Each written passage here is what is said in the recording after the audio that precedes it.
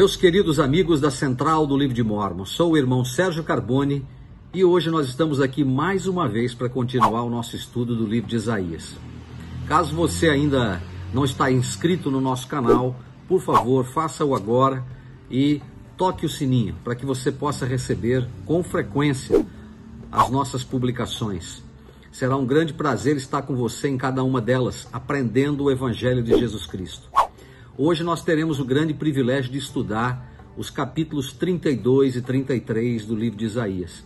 E eu espero que juntos nós possamos terminar esse vídeo e estar bastante edificados. O capítulo 32 do livro de Isaías, ele contém profecias sobre os últimos dias e o reino milenar de Jesus Cristo, que nós, ou nossa posteridade, teremos o privilégio de testemunhar. Quando o Senhor Jesus Cristo se torna nosso governante, ele removerá as pessoas más de nossa sociedade, incluindo aquelas que usam linguagem profana, os que são hipócritas e todos aqueles que são corruptos e que tentam enganar outras pessoas. Já vemos o Espírito do Senhor sendo derramado sobre nós, resultando em um grande aumento de frutos e produtos da terra. Mais importante, podemos experimentar maior paz e retidão pessoal por aceitarmos Jesus Cristo e seus ensinamentos e mandamentos, e por causa dos dons e poderes do Espírito Santo. Então esse capítulo hoje, esse é um pequeno resuminho do que nós vamos ver aqui. Após aquela destruição, outrora mencionada por Isaías nos capítulos anteriores que nós estudamos, nós vemos que Jesus Cristo reinará na terra em retidão. Todos nós já ouvimos falar do milênio. Aprendemos, talvez, em algumas outras aulas ou lições, eventos que ocorrerão antes do milênio e que serão muito, muito importantes. Para algumas pessoas, eles serão de arrepiar, porque eles afetarão os iníquos, principalmente os iníquos, mas trarão muita alegria ao coração daqueles que são retos e justos. Como Rei, nosso Salvador Jesus Cristo protegerá o seu povo, tanto física quanto espiritualmente, de todos os inimigos que eles tiverem, e trará alívio das tempestades, das secas, da escassez que causaram sofrimento na vida deles. Durante o governo, esse governo e estabelecimento de justiça, as pessoas não mais falarão obscenidades, não mais obrarão ou realizarão a iniquidade. Elas não vão mais praticar a hipocrisia ou até mesmo destruir a fé dos outros. Esse será um período de paz, um período de justiça em que nós reinaremos com o nosso Salvador Jesus Cristo nesta terra e certamente nós vamos desfrutar de momentos muito especiais. Vamos começar a fazer uma leitura desse capítulo 32 e fazer os devidos comentários para que vocês possam compreender a simbologia. Eu sei que, como eu já mencionei numa aula anterior, mas estou falando principalmente aqueles que hoje estão aqui pela primeira vez, o fato de algumas vezes nós demorarmos um pouco, né? Porque nós estamos tratando quase que versículo por versículo de cada capítulo, isso pode parecer um pouco demorado, mas na verdade é um momento de nós analisarmos profundamente o livro de Isaías e podermos entender esse livro, tá ok? Versículo 1, ele diz o seguinte, vamos estudar juntos aqui, capítulo 32, versículo 1. Eis que reinará um rei em justiça, e os príncipes governarão segundo o juízo. Jesus Cristo é o rei mencionado. Ele reinará em retidão durante o milênio. Lá em Isaías 11:4 aprendemos sobre isso também. Jeremias profetizou de forma bastante similar a Isaías. E ele nomeou o rei aqui mencionado de o Senhor da Justiça. Vocês vão encontrar isso lá em Jeremias 23:6. Então é de Cristo que ele está falando. Príncipes governarão em juízo. Quem são esses príncipes mencionados aqui? Os príncipes que servem ao rei são aqueles que recebem a exaltação, ou seja, a vida eterna no mais elevado grau de glória, e se tornam parte da família de Cristo. Eles governarão em julgamento ou julgarão com justiça, com retidão. O 32:2 diz: o homem e será aquele homem como um esconderijo contra o vento e um refúgio contra a tempestade, como os ribeiros de águas em lugares secos e como a sombra de uma grande rocha em terra sedenta. Então o homem será como um esconderijo contra o vento. Isso significa que Jesus Cristo é este homem. Isaías fornece 4 metáforas aqui para indicar a preservação eterna dos santos pelo Senhor. Ele usa a expressão esconderijo, ele usa a expressão refúgio, ele usa também a expressão rios de água e sombra de uma grande rocha. Estes correspondem ao vento, à tempestade, ao lugar seco e à terra cansada. Palavras que nos fazem recordar esta existência celestial em que nós estamos vivendo, com todas as suas tribulações e dificuldades. Todos nós sabemos que após Adão e Eva terem comido do fruto da árvore do conhecimento do bem e do mal, e eu aqui quero dizer que foi necessário que eles assim o fizessem, a terra caiu da sua posição terrestre, né? Um estado terrestre que ela vivia naquele tempo, estado esse que retornará quando o milênio voltar, à situação que nós nos encontramos hoje. Então, do terrestre caíram para o teleste. Essas são as condições que vivemos aqui, onde o homem já não planta, já não colhe mais, porque a terra já não produz espontaneamente, ele precisa trabalhar a terra, precisa semear. Então, esse é o momento que nós estamos vivendo. Então, Cristo, de acordo com essas expressões usadas por Isaías, ele vai ser refúgio, ele vai ser esconderijo, ele vai ser uma rocha na nossa vida, né? O 3 diz: e os olhos que veem não olharão para trás, e os ouvidos dos que ouvem estarão atentos. Então isso aqui significa o seguinte, que aqueles que escolherem ver e ouvir a verdade serão abençoados com uma visão e entendimento espiritual contínuos e claros. Vocês já perceberam que os rebeldes são extremamente tolos? Os rebeldes não têm a visão espiritual que necessitam ter para poderem ver as coisas da forma que o Salvador vê. Mas os sábios, aqueles que guardam os mandamentos, esses são orientados pelo Espírito. E por essa razão, eles possuem uma sabedoria que supera a humana. Isso faz uma diferença enorme na hora de tomar as grandes decisões, na hora de ajudar a decidir de certos destinos de pessoas que às vezes estão sob sua responsabilidade, a quem eles orientam, né? O versículo 4 diz o seguinte: e o coração dos imprudentes entenderá a sabedoria, e a língua dos gagos estará pronta para falar distintamente. Então, essa coração dos imprudentes entenderá, é como se o Senhor abrisse o coração deles ao entendimento, tá certo? A um entendimento que provavelmente eles não tinham antes. A língua dos gagos aqui mencionadas indica que aqueles que outrora tinham dificuldade de se expressar, tinham dificuldade de falar, eles vão poder falar a verdade claramente e serão entendíveis.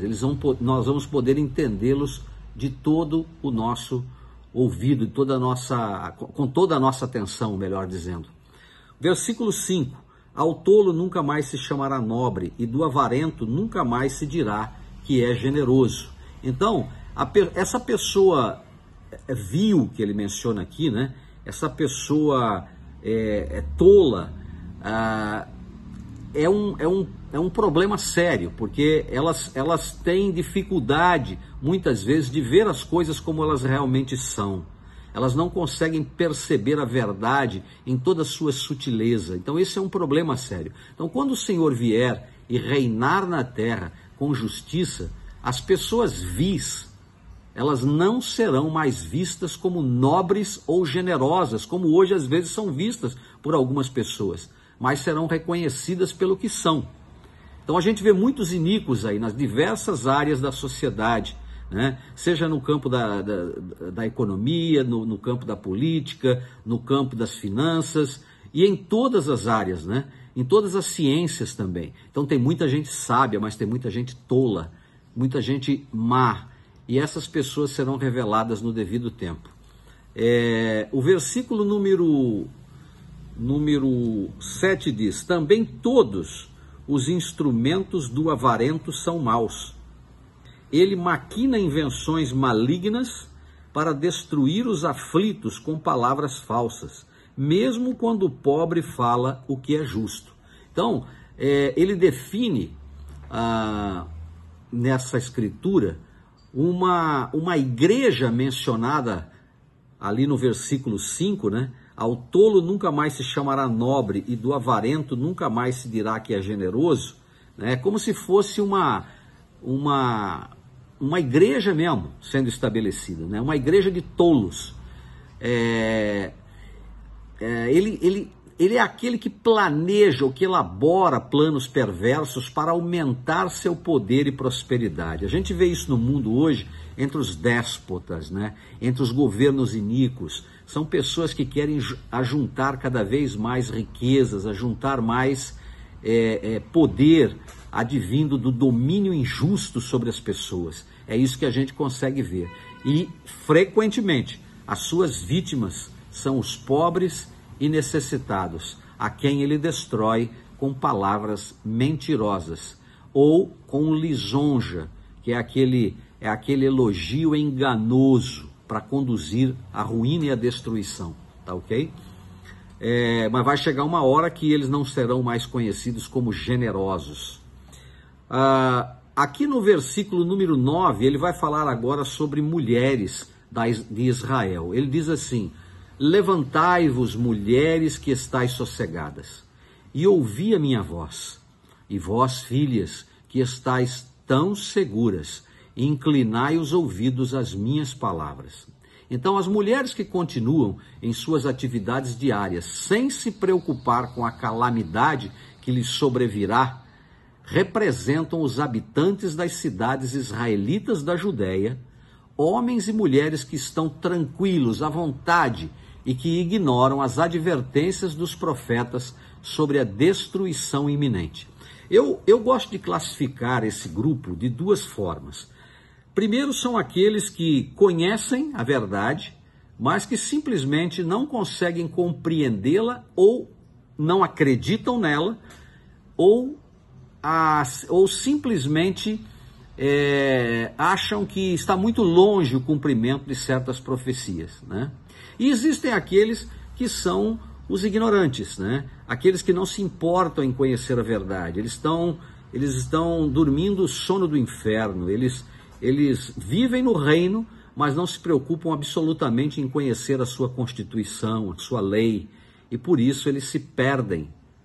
E eles acabam sendo também vítimas nas mãos dos, vou usar uma expressão aqui que não é muito comum, mas dos velhacos espirituais, né? E infelizmente são os desonestos de coração. São aqueles dados às artimanhas sacerdotais. Eles também são vítimas, né? Então que a gente possa não ficar tranquilo em Sião, achando que tudo vai bem em Sião e que Sião prospera. Porque na verdade, irmãos, é isso que Satanás quer que nós pensemos, tá bom?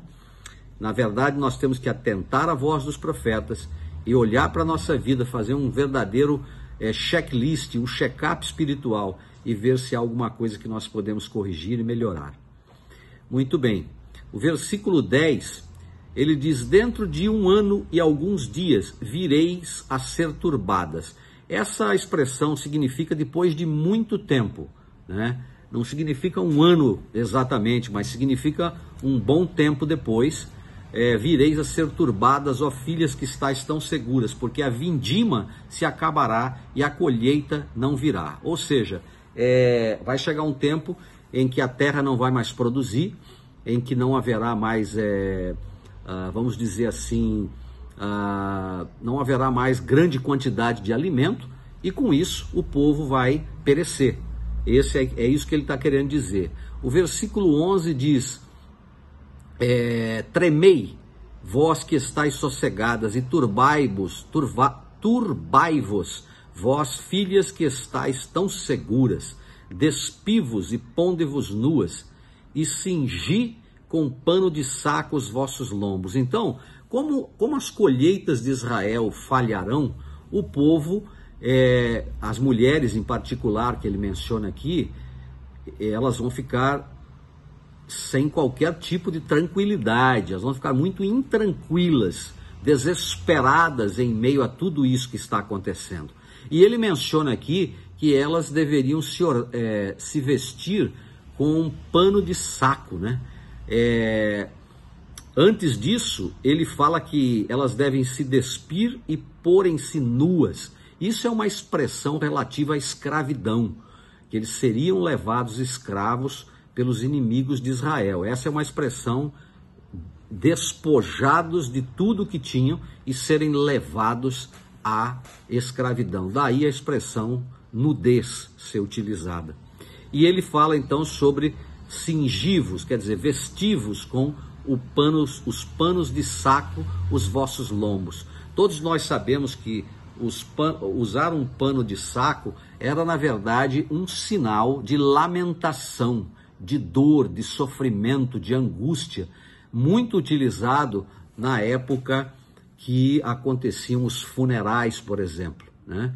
Uma época de profunda lamentação. Os profetas fizeram isso várias vezes por causa do povo iníquo com o qual eles trabalhavam e com o qual eles ensinavam o evangelho. Então aí nós temos que compreender essa linguagem, porque ela é muito especial, ela é muito profunda também. O 12 diz, lamentar-se-ão sobre os peitos, sobre os campos desejáveis e sobre as vides frutuosas. Então isso era uma forma de bater no peito também, em sinal de lamentação por causa da perda de tantas coisas boas que eles tiveram e que agora não tem mais por causa do pecado. 13. E sobre a terra do meu povo virão espinheiros e sarças, como também sobre todas as casas de alegria na cidade jubilosa, né? Esse versículo 13, ele está se referindo à terra do povo dele, à terra de Israel. E esses espinhos e sarças aí mencionados podem ter dois significados, né? Primeiro, ele pode se referir à maldição que vem sobre a terra por causa da iniquidade.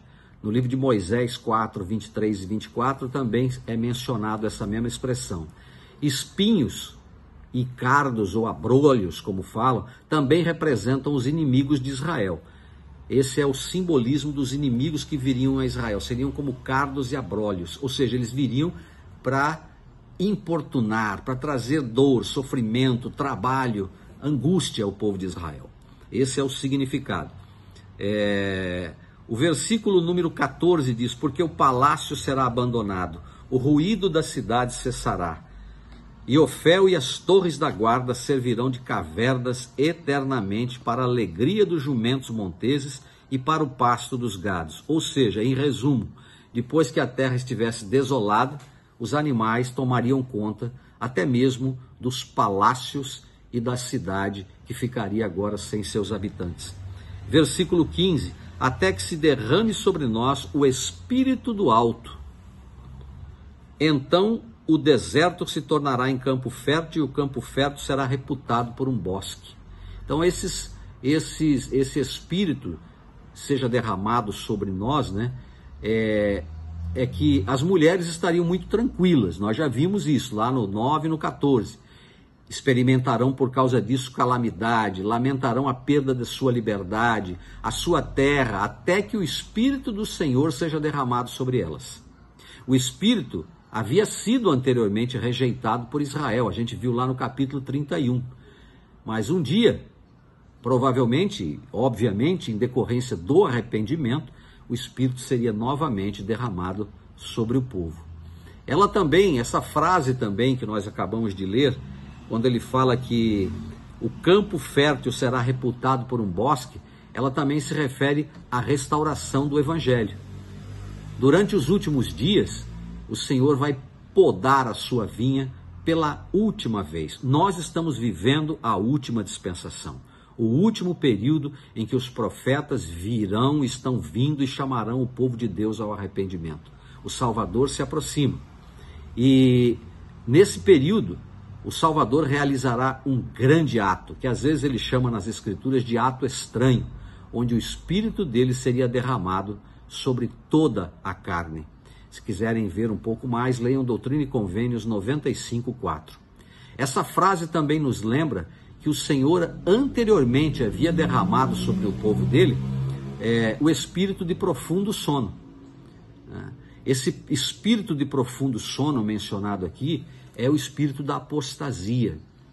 Vocês viram que foram séculos em que a verdade não esteve sobre a face da terra, onde houve uma distorção absoluta dos ensinamentos de Cristo, da perversão das Sagradas Escrituras, a proibição de que essas Escrituras chegassem até ao intelecto das pessoas que provavelmente estavam famintas, né? Não famintas de comida física, nem de sede de água, como diz Jeremias, mas de ouvir a palavra de Deus. Esse foi o período da apostasia aqui mencionado. Muito bem. Versículo 16 e 17 diz: E o juízo habitará no deserto, e a justiça morará no campo fértil. Ou seja, juízo e retidão estarão presentes na terra de Israel. E o efeito da justiça será paz, e o fruto da justiça será repouso e segurança para sempre. Ou seja, haverá paz, haverá segurança entre o povo de Deus. Quando os santos estavam indo para o Vale do Lago Salgado, Parley P. Pratt utilizou esses versículos aqui, do 17, na verdade, até o 19, para mostrar que esses versículos também se aplicavam aos santos que naquela época buscavam reparação, buscavam justiça e paz ao fugirem dos seus inimigos em busca da sua terra prometida, até chegarem ao grande vale do Lago Salgado. E ali encontraram a paz que tanto buscavam. A um custo alto, mas eles encontraram, ok? E finalmente, né, o versículo 18, 19 e 20 é também uma referência aos últimos dias, onde ele diz: E o meu povo habitará em morada de paz, e em moradas bem seguras, e em lugares quietos de descanso. Mas, descendo ao bosque, saraivará. Tá certo? Essa é uma passagem interessante. Descendo ao bosque, saraivará. E a cidade se abaterá inteiramente. Bem-aventurados vós, os que semeais junto a todas as águas, e deixais livres os pés do boi e do jumento. Eu, quando estava estudando isso aí, me lembrei de uma passagem de escritura que está em Doutrina e Convênios, na seção 29. Olha que coisa interessante, porque aqui existe um contraste, né? No versículo 19, ele está falando que um granizo cairia sobre a terra, a cidade seria completamente arrasada, e abençoado seria aquele que estivesse semeando em cada córrego, deixando o seu gado e jumentos soltos. Então, é óbvio, quando tem uma saraiva dessa natureza, né, uma chuva de pedras dessa natureza, que ninguém vai estar ali no campo semeando, mas ele está mostrando um contraste entre a destruição dos iníquos e a bênção daqueles que estariam, vamos dizer assim, colhendo as bênçãos da sua retidão. Então, a seção número 29, versículo 16 e 17, vamos ver o que ela fala aqui para nós. Ela diz assim, olha: E acontecerá, por causa da iniquidade do mundo, ele está falando sobre os últimos dias, que eu me vingarei dos ímpios, pois não se arrependerão, porque o cálice da minha indignação está repleto, e eis que meu sangue não os purificará se eles não me ouvirem. E no versículo 16, que eu não li para vocês, Ele fala antes também dos gemidos, dos choros dos homens. Ele diz no 16, e será enviada uma grande chuva de pedras. Essa é a saraiva que ele menciona lá, para destruir as colheitas da terra. Então os iníquos vão colher perdas insustentáveis, enquanto os justos estarão pastando com seus animais em tranquilidade, colhendo as bênçãos mais preciosas, tá bom? Muito bem. O capítulo 33 agora, é muito interessante observar isso aqui. É um capítulo que ele dá uma continuidade àquilo que nós estamos lendo, só que ele aprofunda um pouco mais o nosso conhecimento, né? Então vamos lá. Versículo 1 e 2, eu gostaria que a gente pudesse ler o versículo 1 a 2, tá? Ele diz assim, ai de ti, despojador, que não foste despojado, e que ages perfidamente contra os que não agiram perfidamente contra ti. Acabando tu de despojar, serás despojado, e acabando tu de agir perfidamente, eles agirão perfidamente contra ti. A palavra perfídia ou pérfida significa traidor, tá certo? Alguém que trai uma outra pessoa. Esta expressão aqui mencionada no agora o versículo 2, o Senhor tem misericórdia de nós, por ti temos esperado, sê tu o braço deles nas madrugadas, como também a nossa salvação no tempo da tribulação. Então, esta expressão aqui mencionada, ó Senhor, ela tem a ver com as palavras que seguem uma oração ou um hino, que a gente utiliza muito o nome do Senhor, né? Tenha misericórdia de nós. O texto também pode ser interpretado como mostra-nos um favor. Esperamos por ti, o hebraico quer dizer esperamos por você, por ti, nosso Deus, nosso Senhor, né? Sê o nosso braço todas as manhãs. Ou seja, buscamos o cuidado protetor do Senhor todas as manhãs. Quando a gente ora pela manhã, a gente pede que o Senhor nos proteja do mal, cuida da nossa família, né? É isso que ele está dizendo aqui. E buscamos proteção de nossos inimigos, do perigo e do mal. Nossa salvação no tempo da angústia, outra expressão utilizada, também significa pedimos ao Senhor que nos livre dos problemas. Eu mencionei o versículo 1 porque, um pouco antes disso, porque eu queria que vocês compreendessem o que ele está querendo dizer lá, tá? Nós sabemos que um dos povos que foi utilizado nas mãos de Deus para açoitar o seu povo Israel por causa da sua iniquidade foram os assírios, né? Os assírios eram um povo majestoso em termos de poder que eles tinham, de destruição. Eles eram um exército que foi organizado ao longo dos anos, né? Ao longo dos milênios, na verdade. A história mostra que eles começaram lá atrás como pastores de ovelhas, até se tornarem uma nação bélica, uma nação de guerra. E ali ele utiliza uma expressão que é traiçoeiramente ou perfidamente, né? Esse é um ai daquilo, né? Pronunciado sobre aqueles que destroem e que fazem mal aos outros. As frases aqui mencionadas, irmãos, elas se aplicam historicamente ao rei assírio Senaqueribe, que se ofereceu para poupar a vida dos habitantes de Jerusalém se eles concordassem em lhe pagar tributo. Eu tive a oportunidade de estar em Londres há umas 2 ou 3 semanas atrás e fui visitar o Museu de Londres, né? O Museu Britânico. E lá tem um espaço amplo às grandes nações, aos grandes impérios. Um deles é o Império Assírio, que eu fui mesmo de cara, fui logo atrás dele. Vocês vão ver umas fotos que provavelmente estão sendo mostradas aí. Eu tive lá e tive diante vamos dizer assim, da efígie, diante da estátua, né, de Senaqueribe, que era um rei impiedoso. Ali, naquele espaço, a gente consegue ver as explicações todas a respeito do domínio desse império, as destruições que eles fizeram. Ali existem alguns obeliscos que também mostram e contam a história do povo, né? Exatamente nesse período que nós estamos estudando agora. Então a história é real, é uma história verdadeira.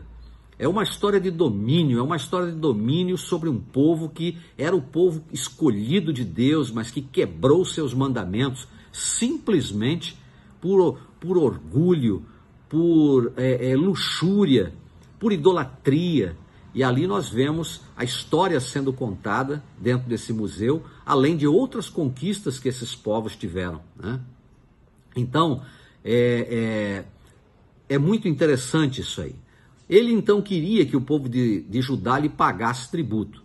Com muito custo, os israelitas pagaram tributo a eles. Mas ele, traiçoeiramente ou perfidamente, como diz aqui no versículo 1, continuou seu ataque contra eles.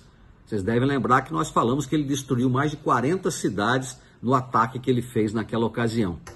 Ele procurou destruir a todo o povo de Judá. As frases também se aplicam aos ímpios de qualquer época que lidam de forma traiçoeira com os outros.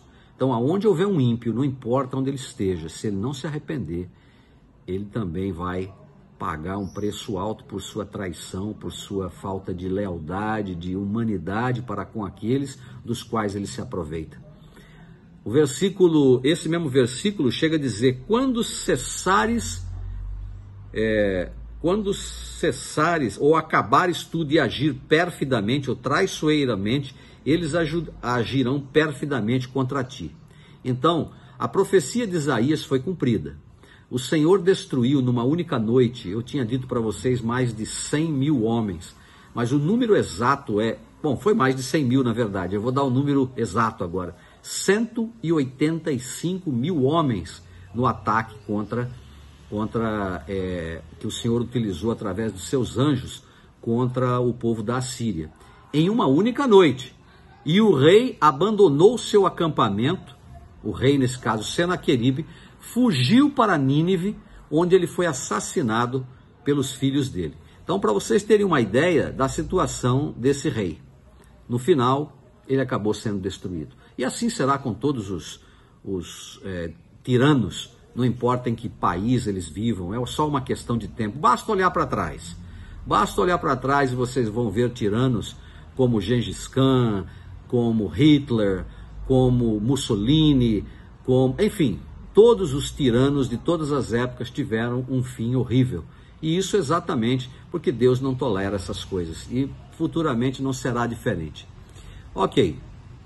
O versículo número 30, no versículo número 3 diz: a voz do ruído fugirão os povos, quando tu te ergueres, as nações serão dispersas. Essa expressão que ele menciona, né, na Bíblia da versão internacional diz o seguinte: ao trovão da tua voz os povos fogem. Ou seja, a voz do Senhor traz julgamento, fazendo com que os ímpios fujam. Levantando a ti mesmo, quer dizer, quando o Senhor se levanta para defender o seu povo, as nações se dispersam.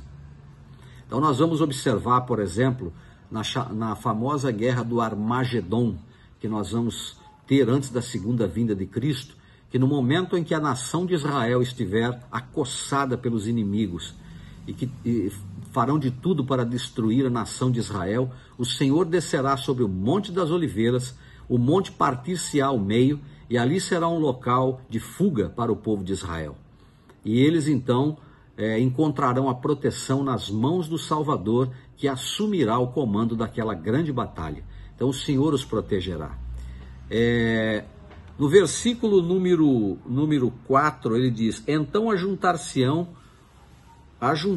o vosso despojo, como se apanha a lagarta, como gafanhotos saltam, ali saltará. O Senhor está exalçado, ou elevado nas alturas, né? Encheu Sião de juízo e justiça. Então esse despojo, ele será ajuntado, como ele fala, né? Tem um significado interessante, ou recolhido, como o ajuntamento da lagarta. Esse despojo, também conhecido como espólio muitas vezes, ele se refere a bens retirados de um inimigo durante a guerra. Então, a guerra está acontecendo, alguém vai perdendo a vida, uma cidade vai sendo conquistada e os despojos vão sendo tomados pelo país conquistador. Nesse contexto, existem também, não é que existem, mas pode se referir a benefícios espirituais, como paz, alegria, amor, que os justos recebem ao participarem da vitória do Senhor sobre o pecado e a morte. Já pararam para pensar em todos os benefícios que o Salvador trouxe sobre nós quando venceu a morte por causa do seu sacrifício expiatório, morte e ressurreição? Então, os vícios da mortalidade vão ser eliminados, as dores, os sofrimentos vão desaparecer, né? Nós poderemos ressuscitar novamente, não haverá mais doenças. Então será uma conquista extraordinária, que aqui também pode ser os despojos mencionados, né? O versículo 6, acontecerá que a firmeza dos teus tempos e a força da tua salvação serão a sabedoria e o conhecimento, e o temor do Senhor será o seu tesouro, né? Jesus, na verdade, é o grande, é o último e o único fundamento seguro. Jacó, lá no capítulo 4, versículo 16, ele menciona isso, né? Sobre o qual nós podemos construir. Ele é o nosso fundamento seguro. Isaías, no capítulo 28, 16, também menciona isso. Fala que ele é rico, né? Rico depósito de salvação, de sabedoria e de conhecimento. Isso significa o quê? Ele cria uma metáfora onde Jeová, Jesus Cristo, é um tesouro, ou é um depósito de riquezas para os justos. As riquezas incluem salvação, sabedoria e conhecimento. Quando a gente fala que as pessoas têm que achegar-se a Cristo, é por causa desse tesouro que elas encontrarão nele. Sabedoria, salvação, conhecimento, vida eterna, redenção. Que nós possamos ponderar nisso e ver aonde nós estamos aplicando nossos esforços, nosso tempo, nossos recursos, nossa dedicação. Se houver necessidade de uma correção de curso, convido todos nós a fazermos essa correção de curso, para recebermos os benefícios maravilhosos que provém do nosso Salvador Jesus Cristo. O versículo número 7 e 8. Eis que os seus valentes estão clamando de fora, e os mensageiros de paz estão chorando amargamente. As estradas estão desoladas, cessam os que passam pelas veredas. Ele desfaz o convênio, despreza as cidades,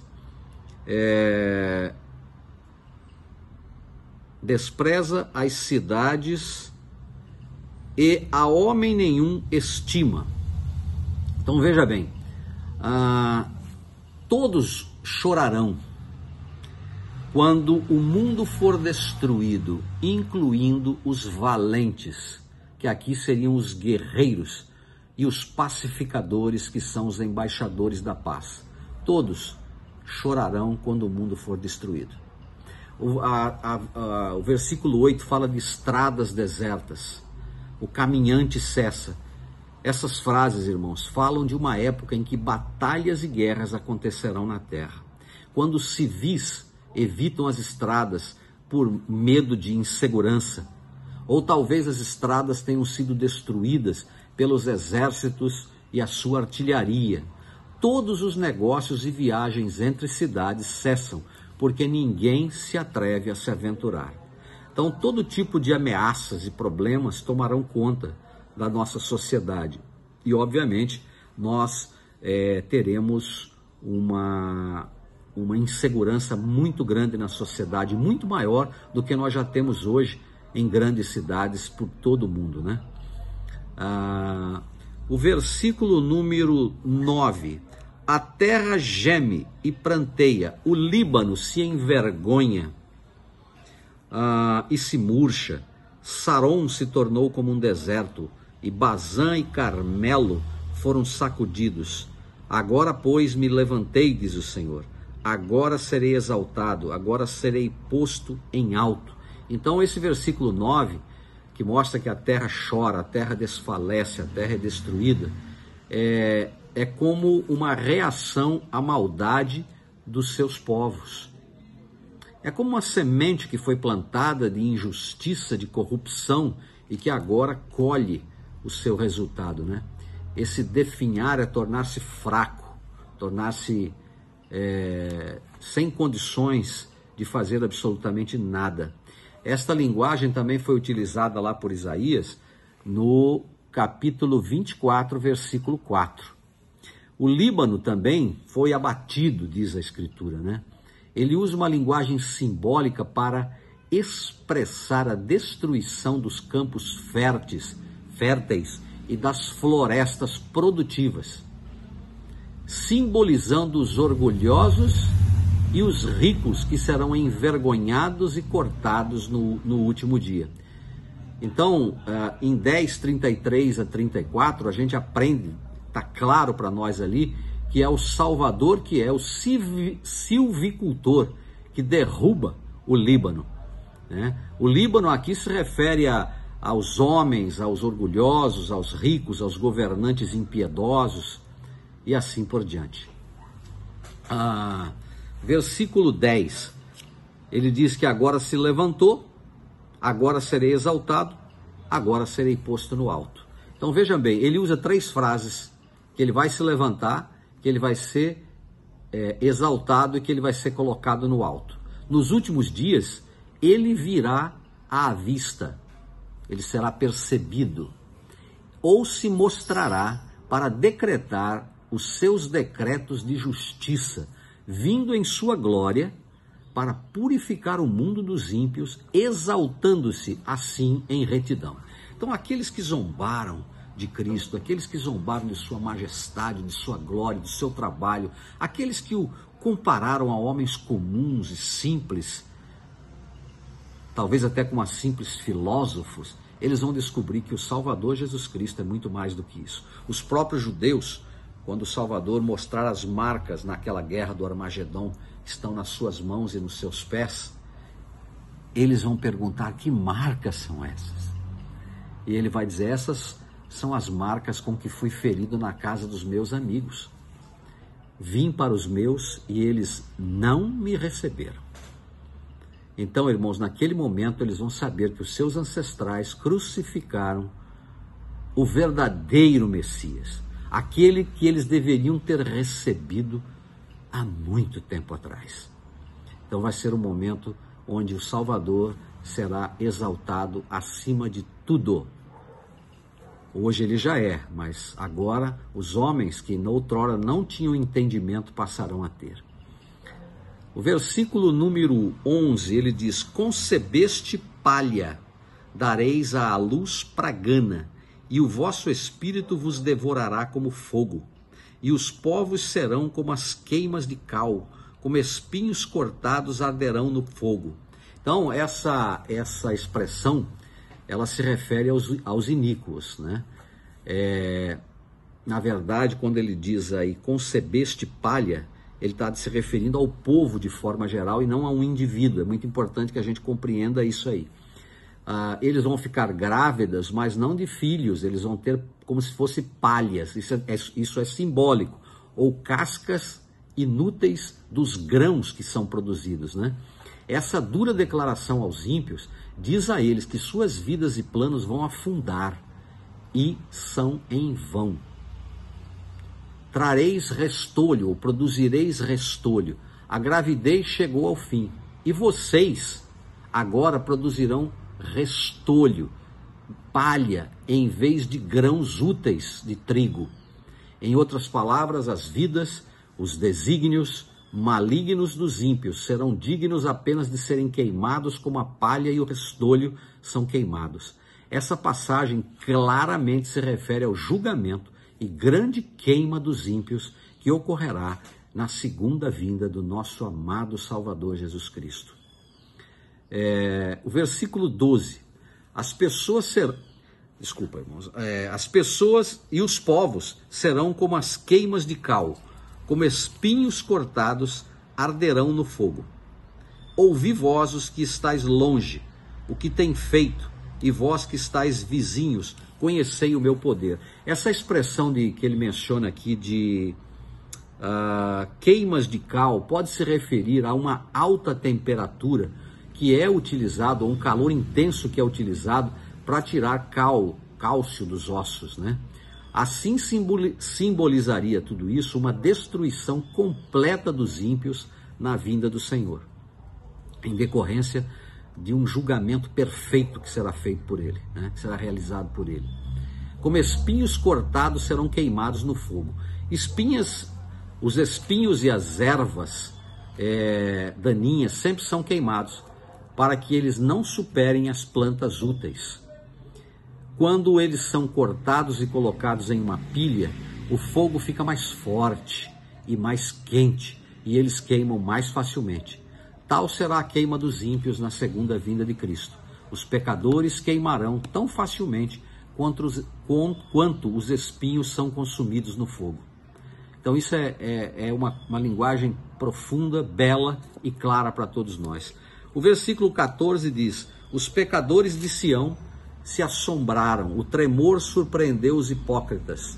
Quem dentre nós habitará com o fogo devorador? Quem dentre nós habitará com as eternas labaredas? E ele dá a resposta: o que anda em justiça e o que fala o que é reto, o que arremessa para longe de si o ganho de opressões, o que sacode das suas mãos todo o presente, o que tapa os seus ouvidos para não ouvir acerca de sangue e fecha os seus olhos para não ver o mal. E habitará nas alturas, as fortalezas das rochas serão o seu alto refúgio. O seu pão se lhe dá e suas águas são certas. Bem, aqui é uma linguagem profunda e ao mesmo tempo maravilhosa. Vamos tentar entender, tá ok? Quando a gente estuda em Salmos, ali naquela passagem de escritura de Salmos, o 15 e o 24, ele faz uma pergunta: quem subirá ao monte do Senhor, né? Então ele fala: o que é puro de mãos e limpo de coração. Ele está se referindo àqueles que vão ao templo, os templos que nós temos hoje, quase 200 templos no mundo inteiro, muito mais se a gente somar os que estão sendo construídos, né? Ele está se referindo àquele templo. Isaías, quando faz essa pergunta: quem dentre vós habitará com o fogo devorador? Ou quem dentre nós habitará com as labaredas eternas, ou eternas labaredas? Ele está se referindo ao reino celestial. O profeta Joseph Smith certa vez afirmou que Deus, nosso Pai Celestial, ele habita em labaredas eternas, um fogo eterno, se referindo a uma descrição do reino celestial, né? Onde não existe noite, onde é dia o tempo todo, né? Porque ali é o reino celestial, é a glória do sol, e ali habita o nosso Pai. Então, ele deixa claro que quem habitará nesse lugar, ele descreve o que anda em justiça, o que é reto, o que manda para longe de si o ganho das opressões, o que sacode das suas mãos todo o presente, ou seja, toda o suborno, toda a corrupção, ele joga fora.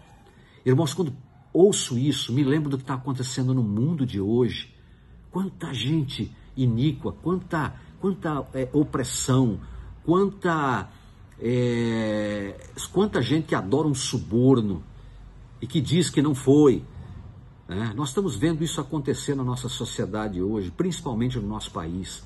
Tem tanta iniquidade acontecendo e nós precisamos tomar muito cuidado em que lado nós escolhemos permanecer na nossa vida, se ao lado da justiça ou ao lado da iniquidade, se ao lado daqueles que são retos, limpos e puros, ou se são daqueles que tudo o que eles fazem é por dinheiro. Precisamos tomar muito cuidado com isso. Que o Senhor possa nos abençoar a fazer as grandes escolhas, né? Escolhas que estão dentro dos nossos valores mais sagrados, para que um dia a gente possa habitar na presença de Deus. Lembrem-se, o Senhor não aceita o pecado com o mínimo de tolerância. Então a gente precisa tomar muito cuidado com isso. E aí então, ele fala no versículo 16, este habitará nas alturas, as fortalezas da rocha serão o seu alto refúgio, o seu pão se lhe dá, as águas são certas. Os teus olhos verão o rei na sua formosura, e verão a terra que está longe. Então essa expressão rocha se refere ao Salvador. A expressão pão se refere ao pão do sacramento e ao pão da vida, que é o nosso Salvador Jesus Cristo. As águas se referem também às águas do sacramento, que nós renovamos os convênios, com a qual nós renovamos os convênios toda semana juntamente com o pão. E não faltará a essas pessoas, no devido tempo, nada que lhes seja necessário para a sua subsistência. A esses será dado o privilégio de ver o Rei na sua formosura. Nós sabemos que os que habitarem no reino celestial, no mais alto grau de glória, terão o privilégio de ver a face de Deus, de ver a sua majestade, a sua grandeza, a sua glória, plena glória, e vão ter o desejo de ser como ele. E o importante, como nos ensina a seção 76, eles verão como são vistos, pois obterão a mesma glória. Então isso é um privilégio maravilhoso. Enfim, eu queria que nós pudéssemos ir agora para a parte final do nosso estudo, para que a gente possa ter uma compreensão de algo que ocorrerá nos últimos dias, né? O versículo número 20, diz assim: olha para Sião, a cidade das nossas solenidades. Os teus olhos verão Jerusalém, quieta habitação, tenda que não será derrubada, cujas estacas nunca serão arrancadas e de cujas cordas nenhuma se quebrará. Então esse versículo aqui, que é o versículo número 20, ele está falando de Sião como sendo uma cidade de solenidade e de paz, ou talvez de assembleias solenes. Jerusalém será uma habitação tranquila, uma cidade que testemunhou muitas guerras, muito derramamento de sangue. Será uma cidade pacífica, quando o Senhor reinar como nosso rei. Um tabernáculo, ou habitação, como ele fala aqui, não será derrubado. Isto se refere ao tabernáculo de Moisés, que era um templo portátil. Vocês sabem, foi o primeiro templo portátil criado, né? E que os israelitas conduziam à medida em que eles se deslocavam pelo deserto. Ele menciona que ele tinha estacas e cordas. Vocês lembram que saíam umas cordas e aí as estacas eram firmadas no chão, né? Elas eram paus ou postes fincados, cordas que ligavam esse tabernáculo às estacas. Tanto as estacas quanto as cordas sustentavam o tabernáculo. O versículo inteiro fala da Sião dos últimos dias e nos informa que os nossos templos, os templos do Senhor dos últimos dias, serão cercados e sustentados pelas estacas de Sião, que são locais de reunião do povo do Senhor. Assim como as estacas e cordas de uma tenda servem para sustentá-la durante uma tempestade, contra a ira, na verdade, né? Quando for derramada sem mistura sobre toda a terra. Doutrina e Convênios 115:6, ele fala sobre isso. A frase "um tabernáculo não será desmontado" contrasta com esse tabernáculo portátil que Moisés conduzia naquela época, que teve que ser várias vezes desmontado e novamente construído. E aí assim por diante. E Jerusalém, na segunda vinda, será um lugar permanente e eterno. Uma coisa que eu queria comentar com vocês aqui, eu assisti recentemente uma entrevista de um membro da Presidência Diária, quando foi perguntada a ele por que os templos estavam chegando cada vez mais perto de nós, né? Ou seja, nós estávamos vendo templos cada vez mais próximos de nós. Toda a conferência o profeta anuncia um número de templos gigantesco, né? E isso traz muita felicidade para nós. A gente vibra de alegria por causa dos templos. E ele respondeu uma coisa, depois de ter falado dos males que tomam conta da nossa sociedade, ele falou: os templos chegam mais próximo, para que nós tenhamos uma ajuda muito grande contra os males, para enfraquecer o mal que nos cerca e que está fazendo de tudo para tomar conta da nossa sociedade, né? Então, eu quero convidar cada um de nós que está aqui hoje, primeiro, a ser gratos a Deus por um templo. Segundo, por podermos desfrutar das bênçãos e privilégios que nós temos ao entrar nestas casas santas e ali participarmos das ordenanças de salvação. O mundo não conhece essas ordenanças, mas elas são vitais para que um dia a gente possa voltar à presença de Deus. Então, essa é a razão. Nossas estacas são locais de refúgio. Elas cercam o templo. Cada templo tem um número de estacas X que desse templo participa. E a ideia é que os santos, ao irem lá, possam ser investidos com o poder do alto, receber mais compreensão e saírem dali armados com o poder de Deus para combater o mal que os cerca. Que o Senhor possa nos abençoar a compreender isso cada vez mais, tá ok? Enfim, irmãos, ele fala então desse estabelecimento de Sião nos últimos dias. Versículo 21, por exemplo, ele diz: mas o Senhor ali nos será grandioso, lugar de rios e correntes largas será. Barco nenhum de remo passará por eles, nem navio grande navegará por eles, né? Então, isso significa uma metáfora na qual o Senhor mostra que nos fornece as águas da vida. Ele fala de abundância de água, rios e córregos largos disponíveis para aqueles que desejam participar. Então, o Senhor está convidando o povo para participar da sua salvação. Onde não haverá nenhum navio, né? Navio majestoso, diz uma das versões. Nos tempos antigos, navios de guerra transportavam exércitos. Esses navios eram muitas vezes movidos por escravos, e nas viagens de volta à pátria, essas galés ou navios eram muitas vezes carregadas de despojos e cativos. Isaías afirma que tais navios não passarão pelos largos rios e córregos, indicando que o Senhor protegerá aqueles que tiverem acesso a ele. Isso é muito importante. No 22, ele então reafirma que Cristo é o nosso juiz e nós não precisamos temer os seus julgamentos. Nós precisamos ser retos e limpos e ele vai ser um juiz perfeito e justo em todas as coisas para conosco, tá ok? Enfim, que o Senhor possa abençoar cada um de nós e nos ajudar a edificar o seu reino com majestade, com poder, com retidão. E assim prosperaremos e também aqueles que nos cercam. Tenham uma excelente semana e que o Senhor possa utilizá-los em suas mãos para realizar uma grande obra.